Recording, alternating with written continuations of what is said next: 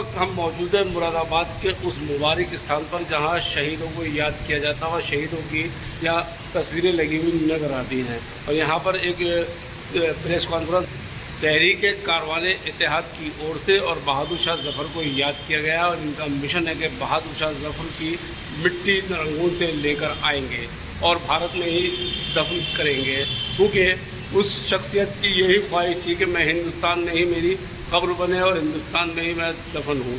और बहुत जल्द ये सपना उनका पूरा होने जा रहा है, क्योंकि ये लोग जो है पूरी तरीके से इस तरीके से लगे हुए नज़र आ रहे हैं। और हो सकता है कि ये सरकार से मांग करके, उनकी मांग तो जायज़ है और सरकार और देश के लिए भी ख़ास बात है कि यहाँ पर रंगून से उनकी मिट्टी लाई जाए। बहादुर शाह जफ़र जो एक ऐसी शख्सियत है जिनको रहती दुनिया तक हिंदुस्तान से नाम नहीं मिटाया जा सकता। तहलका न्यूज़ चैनल मुरादाबाद। राष्ट्रीय संयोजक जीशान हैदर मलिक ने कहा कि 24 अक्टूबर को 1857 के महान नायक, भारत के अंतिम मुगल बादशाह, महान क्रांतिकारी बहादुर शाह जफर की यौम पैदाइश है। बहादुर शाह जफर बारे में इतिहास की उन्होंने देश की खातिर अपने बच्चों की कुर्बानी दी और अंग्रेजी में उन्हें गिरफ्तार कर रंगून भेज दिया।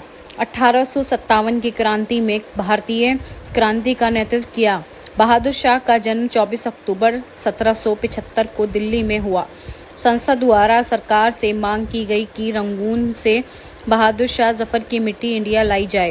प्रेस वार्ता में मुख्य रूप से जीशान हैदर मलिक, सैयद सलीम अख्तर, अकबर नबी इदरीसी, डॉक्टर अनवर सलीम, बाबर खान, दो इकरार भारती, यूसुफ सैफी, साहिल शमसी, फिरोज खान, मुमताज़ चौधरी आदि मौजूद रहे।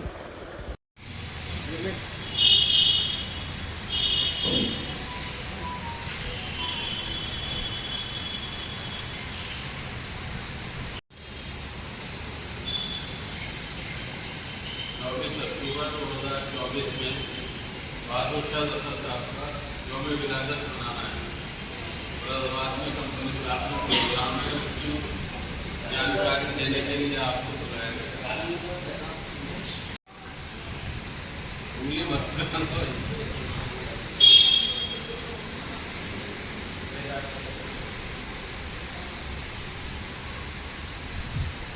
और आज प्रोग्राम बहुत अच्छा है।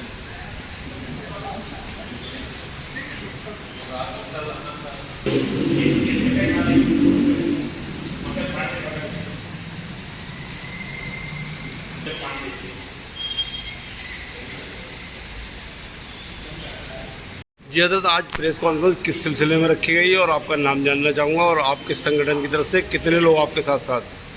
देखिए, मेरा नाम जीशान हैदर मलिक है और मैं तहरीक कारवान इत्तेहाद का सहयोगी हूँ। आज की जो ये प्रेस कॉन्फ्रेंस करने का मकसद है, उसके दो मकसद हैं, यानी दो ऐलान करने हैं। आज की प्रेस कॉन्फ्रेंस का जो मकसद है, एक तो आने वाले 24 अक्टूबर को हम मुरादाबाद में बहादुर शाह जफर की यौम पैदाइश को हम एक क्रांति दिवस के रूप में मनाने जा रहे हैं।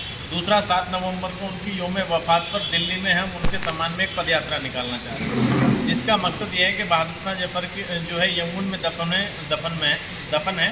उनकी इच्छा थी कि मैं जो है भारत में पैदा हुआ हूँ, भारत में ही मेरी कब्र बने, लेकिन ऐसा ना हो सका। अंग्रेज़ों ने जो उनको देश निकालने की सज़ा दी थी, जिसके तहत उनकी जो है इंतकाल यमुन में हुआ, उनको वहीं दफनाया गया। तो नेताजी सुभाष चंद्र बोस की भी इच्छा थी, उन्होंने भी कहा था जिस दिन भारत आज़ाद हो जाएगा हम बहादुर शाह जफर की मिट्टी को यमुन से लाके दिल्ली के लाल किले में दफन करेंगे। अब उनको नहीं समय मिल पाया, तो हम लोगों ने संकल्प लिया है कि बहादुर शाह जफर की जो 1 किलो कब्र की जो मिट्टी है, तो उस कब्र की मिट्टी को हम उसकी जो खाली कब्र बहादुर शाह जफर की दिल्ली में पड़ी हुई है, उनकी कब्र में उनको जो है वो दफन किया जाए।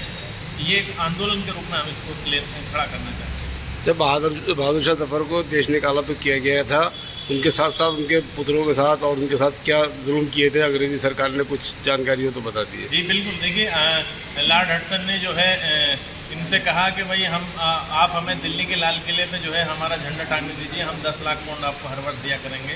तो बहादुर शाह जफर ने उनकी मांग को ठुकरा दिया, जिसका नतीजा ये हुआ कि बहादुर शाह जफर को अंग्रेज़ों ने जो है उनको गिरफ्तार किया और उनके जो है 3 बेटों को और एक पोते को गोली से उड़ा दिया गया और उनके दूसरे बच्चों को गर्दनें काट के चांदी की प्लेट में रख के लाल मखमली कपड़े से सजा के उनको नाश्ते के वक्त पेश किया गया। जफर साहब ने उसको देख के कहा कि मेरी औलाद शहादत की इस बुलंदी पे जो है मुझसे भी आगे निकल गई हैं। उन्होंने कहा अल्हम्दुलिल्लाह, तैमूर की औलादें इसी तरह जंग से सुरखरू होकर वापस आया करती।